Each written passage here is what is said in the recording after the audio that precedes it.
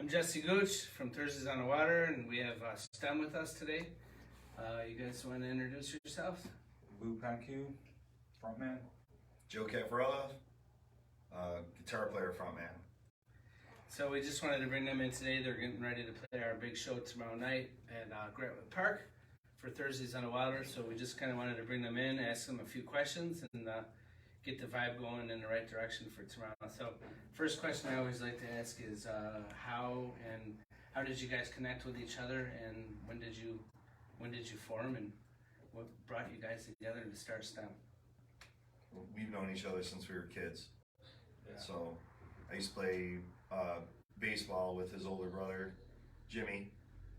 Played for his father.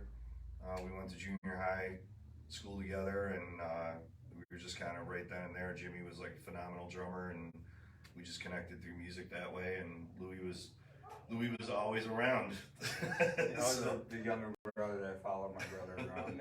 That was his drum tech. So when we started Stemm, we couldn't find a singer, and Louis was always there, just jumping on the mic, and we just thought, well, you know, we can work with him. We'll teach him. We'll do what we can, and it worked out. It worked out to our advantage. And it was like in the late 90s, right? Yeah, like 98, 99. Yeah. In the heat of the whole new metal, you know, Korn, Limp Bizkit, Incubus, Right. you know, all that stuff. Yeah. So that's my next question. Like, how would you describe your music to people that have never heard you guys before? How would you kind of describe what you guys do, and what Stemm does?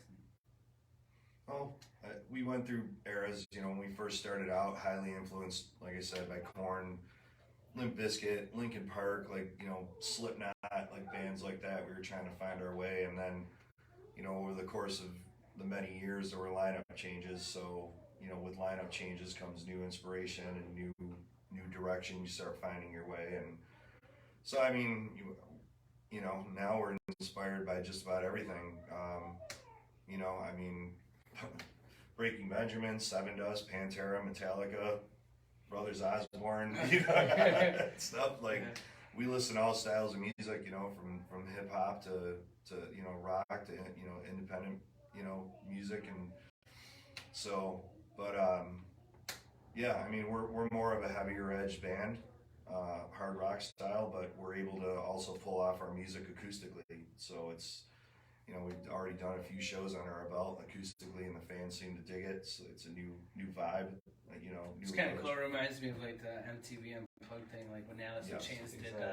You know what I mean? And I loved it back then, and I think it's super cool now, and I think it's really cool that you guys are doing that. So you mentioned some of those bands. You guys opened up for any of those kind of bands, like Korn and Slipknot and stuff like that? You ever tour with them and played with them before? Yep, we played with Korn, we played with Slipknot, we've played with Run DMC. Wow. We Seven Dust, we played with Seven Dust. You know, played with Damage Plan, which was Dimebag Darrell and Vinnie Paul from nice. Pantera. We played with them in Buffalo, New York at the Icon the night before Dimebag was killed. Oh, in really? Columbus, Ohio, yeah. Wow. So yeah, we played with a lot of our heroes. That's so, awesome. Sepultura. Sepultura, Soulfly, Hatebreed. Yeah, I mean, it was like a national act came through. Stemm was on it. Yeah. Stemm was opening because they knew we could draw in the extra that they needed. Right. But we've also played with like the Tea Party, you know, Our Lady Peace. So you actually toured with these bands, like some tours, some just like a one stop through Buffalo. Okay. We were endorsed by Jägermeister, so there are a lot of times when they had their fall and spring tours, they'd throw us on a tour for like 3 days, 5 days. We played the Rockstar Mayhems, one at Darien Lake, a couple in Massachusetts and stuff. So that was, you know, good time. So, you know, right then and there, you're playing with Five Finger Death Punch and Machine Head and Cannibal Corpse and Whitechapel, and you know, so always a good time. Anthrax, you know, but yeah, always a good time. Yeah, that sounds it. So you have this song "Face the Pain," and it's a theme song for the UFC. Right. And how did that come about?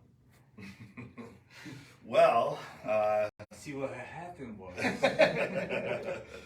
well, we all know the rock band Clear out of Niagara Falls, Bruce Wojcik, you know, who's in God's Children. Yeah, good friend of ours. Bruce was kind of like my mentor when I was starting to come into the scene. He taught me a lot about the music business, and I just always picked his brain, so we became really good friends. I happened to be at a show that Clear was playing right down the street in Niagara Falls at my house, and me and Bruce were just shooting the shit backstage before they went on. He goes, "You got a promo package?" And I said, "Yeah." And he goes, why don't you go get it for me, and I'm gonna send something in for you." And he said, we sent our package in, and they got rejected because we weren't heavy enough, but they're looking for a heavy band, kind of like Korn and Limp Bizkit and stuff. And he said, "No promises." He goes, "But it's going to the Ultimate Fighting Championship." So flew down to my house, grabbed the package, gave it to him. He definitely put it in the mail, because 2 weeks later the producers for the UFC were calling us, and you know, they started off with just wanting to use our songs in their TV show. And this is like 2001, 2002. They had a show on ESPN called As Real as It Gets. This is like right when Dana White and Lorenzo Fertitta first bought the UFC. So they started using it, and they probably were using about 12 of our tunes on all their TV programming and stuff. And approaching UFC 40 with Ken Shamrock and Tito Ortiz, that was supposed to be their milestone, you know, where they were going to really try and put the UFC on the map. And one night I'm just hanging out at home, and I get a phone call from the producer for the UFC, and he goes, "Listen, I'm sitting at a table right now," he goes, "with Dana and you know, Dana White and Lorenzo and a couple other people on the production crew, and they want to talk to you." And so, okay. And it's the first time I ever spoke to Dana White, and he said, "Big show, you know, this is we're putting all our chips in on this show. Like, this is a huge fight, you know, between Ken and Tito before, you know, the first time they ever fought. Yeah. We want a song." He was like, "Can you write us a song, you know, to fit the mindset, that, you know, set the tone for this fight?" Yeah. And he was like, "I'm not going to tell you how to write the song, but I'd love the song to be written in the mindset of a fighter." And so we already had like 3 songs that we were screwing around with and stuff. And remember, Dave came down with a 4-track recorder, and we recorded all 3 songs, but the only tune that we had lyrics to was Face the Pain. And so we demoed these tunes, sent it out, FedExed it to them, you know, and stuff, because back then the internet wasn't what it is today. And they called us 3 days later, and they said, "We're coming down to Buffalo." We already booked studio time. I think where was it? Select? All I know, it was right near Show Place. Oh yeah, the studio in New York. Oh, what's the name of that It place? was like all wood. It was gorgeous. I can't remember the name of the studio. Neither can I. But they booked 2 nights, 2 days at that studio in Buffalo. I want to say Select. I'm sorry, I don't think it's Select. But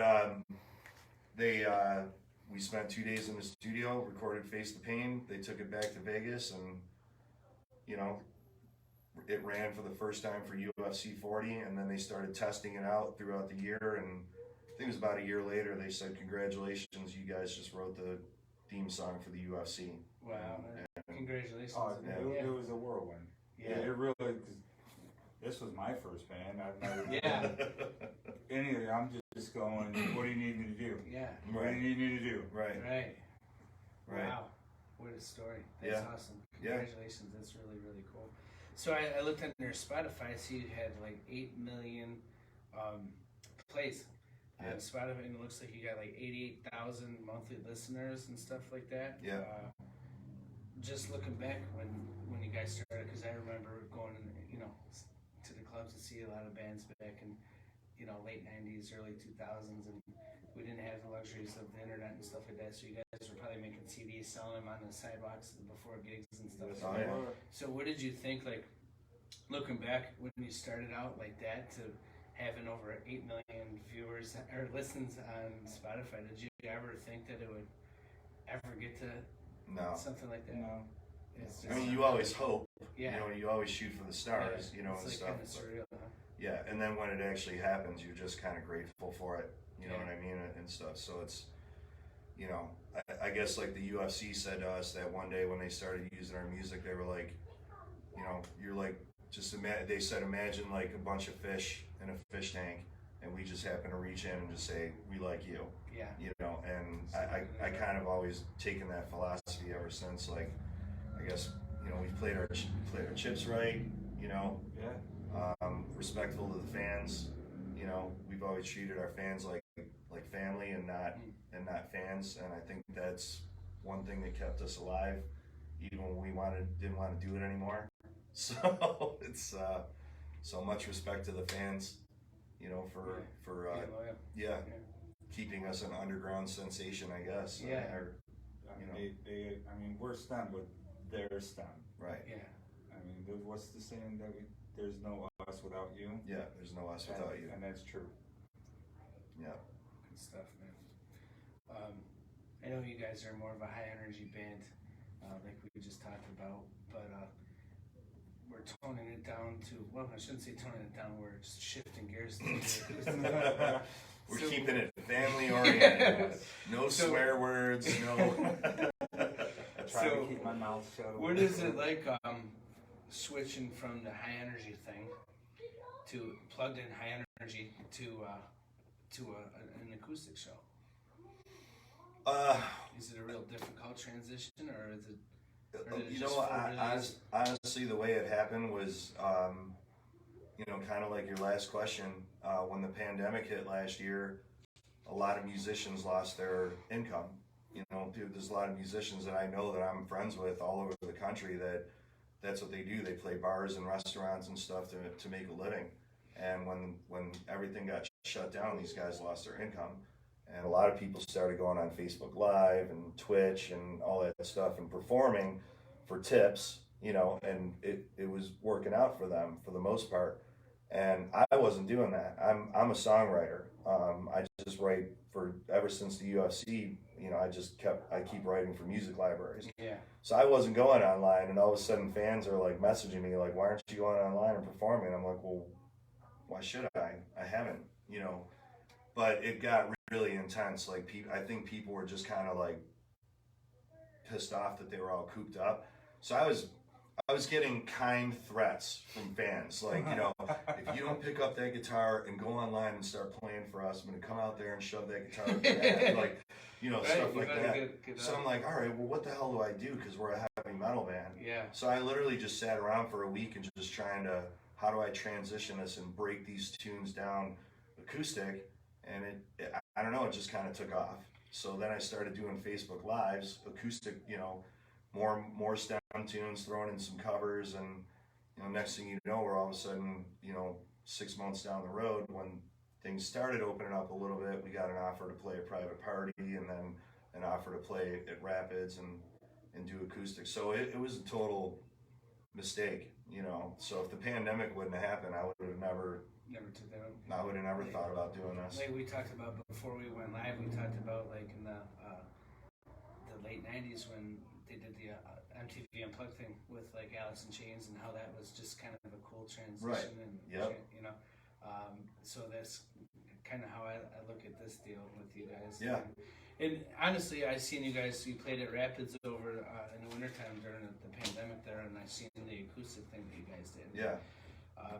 I made a couple calls. I reached out to you, and I was like, man, I just envisioned, you know, as a promoter for Thursdays on the Water, I'm like, you know, this would be a great fit for Thursdays on the Water outside, Right. You know, and doing that exact gig, Right. You know, so we're super excited. There's a band called Brothers Grimm that's opening for you guys. Rob Neubauer from 80s Hair Band. Everybody knows Rob. Love Rob. He's on our production team. He does our lights. Just a good partner of ours and good friend of ours, and an amazing musician. I'm sure Great you guys voice. could attest to. So he's him and his band Brother Grimm are opening up for you guys tomorrow. Awesome. So it's gonna be great. And you know, what is it that you're? I might have already answered your question just about being outdoors and stuff like that. But what is it that you guys are looking forward to most about playing tomorrow night outdoors? We already know the weather's gonna be nice, and What is it that you guys are looking forward to the most about doing Escape Tomorrow for us? Well, to go back to that last question real quick, like when I hear these songs, they almost, basically Joe switched them over, but they're almost like all new songs. Yeah. I mean, when I went out for the first time to rehearse, I was like, what am I doing? I had no idea what I was doing. Right. But being on stage with those new songs, it brings a different energy and it just feels good. But as for what I expect tomorrow, is what I almost expect at every show is just seeing the smiles on the faces, because the more smiles I see, it hits. Yeah. I mean, it hits me, yeah. And it feels good. I mean, I think the one thing that, I love outside shows, so I'm very excited. I drove 2.5 hours yesterday from home because someone offered me free tickets to see Brothers Osborne at our park. I'm like, we're going. You know what I mean? I've always wanted to see them, but I think one of the other reasons why we got back together was we missed each other, hanging out with each other. Yeah. And then when we started seeing the fans again, we realized how much, we miss them. So it's, we like to walk around, we hang out, we usually, we're not hanging out backstage and stuff. Like, we really like to get out there and see everybody. And agree with the crowd and yeah, interact with everybody. And I think we really miss that. I don't think that we realized when we stopped doing this full time in 2012 how much we would miss that. Yeah. Being around them, because they really are like family, That's so. Awesome. We're expecting a big crowd again tomorrow. Thursdays on the Water. It's our 4th year doing this. It's growing. It's getting bigger and bigger every year. The last couple of weeks, we've been having several thousand people have been showing up. So I'm expecting tomorrow. I think it's going to be a really nice crowd. I know a lot of your fans are coming. A lot of them are traveling to come see you guys, which is super, super cool. So we're expecting a big party tomorrow. A great time. A fun time. yeah. Do you have a little teaser song? I got an acoustic guitar here. If you guys have a little teaser song you want to play? A little teaser song? Yeah. Sure. Joe can hook you up with that. We got our Rick Emmett guitar here. Rick Emmett, Triumph. Yes. Nice.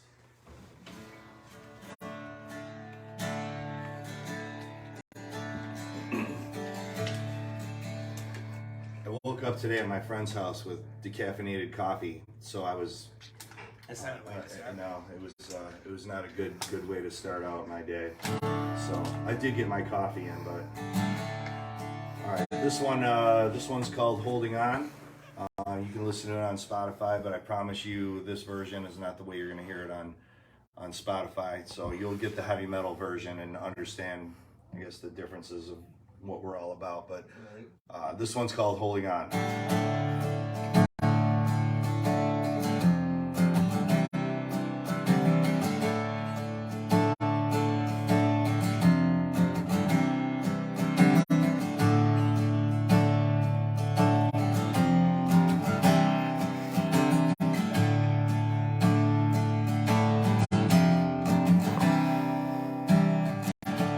I'll crack those skies with my screams, my frustration breaking everything.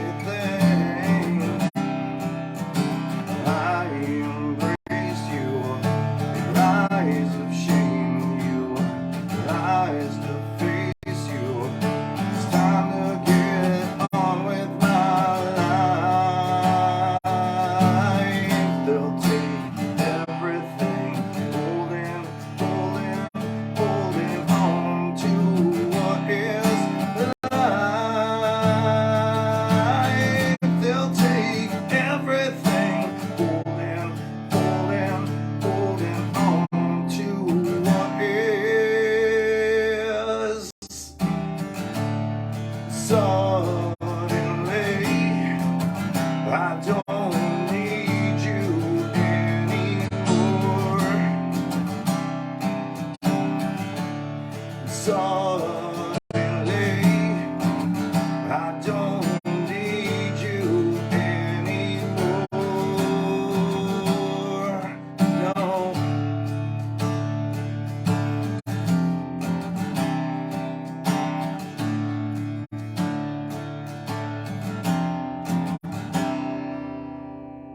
little something like that with the band backing us.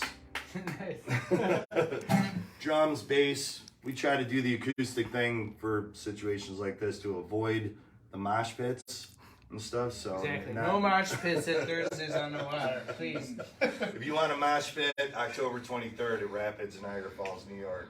That's where you get the mosh pits. There you go. And we'll have tickets at the show. Oh yeah, we will. Again, that goes back to our thing again, man. You guys have been selling out these shows, and it's worth every penny to purchase tickets for these guys. But tomorrow you don't have to pay a penny. No. Just come, and it's a free show. But come in, support the vendors. We're gonna have a lot of cold beer, a lot of excellent food. So come thirsty and hungry. But you seem like you got one more in the tank. You want to do one more for us? You want to try?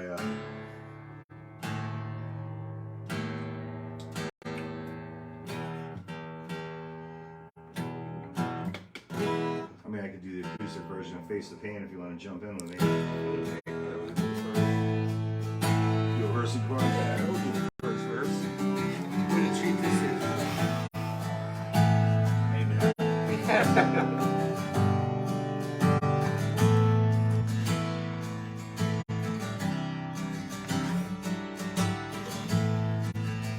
You want me to do that one or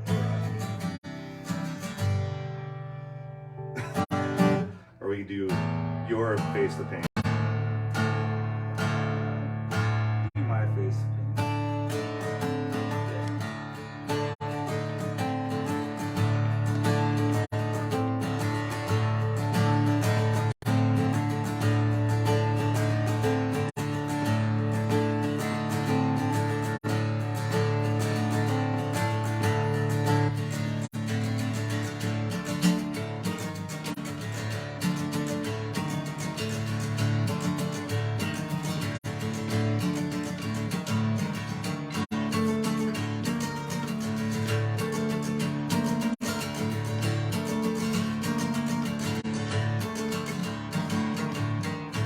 Time to end this suffering. Need a minute to myself. So I can slip away. Can't be done, I'll do myself. So I can slip away. Watch your eyes as you fall. Watch you losing control. Watch your eyes as you fall. Now I'm about to break. Watch your eyes as you fall. Watch you losing control. Inside watch your eyes as you fall. Now I'm about to break. Face the pain, no escape.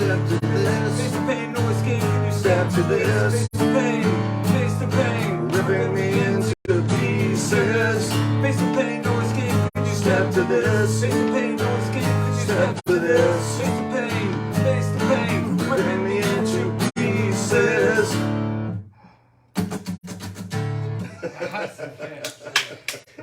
Sounds a lot better with the band. Yeah, it does. Better, but we That's got it. We got That's it. why we call it a tease. A little bit of a teaser. Yeah. Well, that was awesome, man. And thanks again for coming in. Just want to give a couple shout outs for tomorrow. Go over a couple of things. Tomorrow's events and sponsored by Investor Service. You guys happen to know them, right? And you guys are gonna have merch tomorrow too, right? For Yeah, we have T-shirts tomorrow. We'll Yeah. be selling tomorrow. So we're gonna have merch available for these guys. Doors open at 5. First band, Brothers Grimm, is gonna go on a little after 6, and then these guys are gonna go on about 8:30, and they're gonna play till around 10. Yep. I'm sure there's a couple encores, so just come ready for a great time tomorrow. It's gonna be weather's gonna be great. Come thirsty, come hungry. Again, it's a free show, so please support our local vendors and things like that. Also, parking is free. However, we're accepting donations for Veterans One Stop. 100% of the proceeds goes to the vets. We've already been able to raise a few $1,000s for them this year. So thank you for your support, your donation. You guys have been great this year. I know you guys appreciate these videos. We appreciate Stemm coming in. It's been real, man. We love you guys. Jesse, We're really thank you for looking having forward us. to tomorrow. And thanks again, Mike from Investor Services for sponsoring tomorrow's event. And we'll see you guys tomorrow. See you in the water.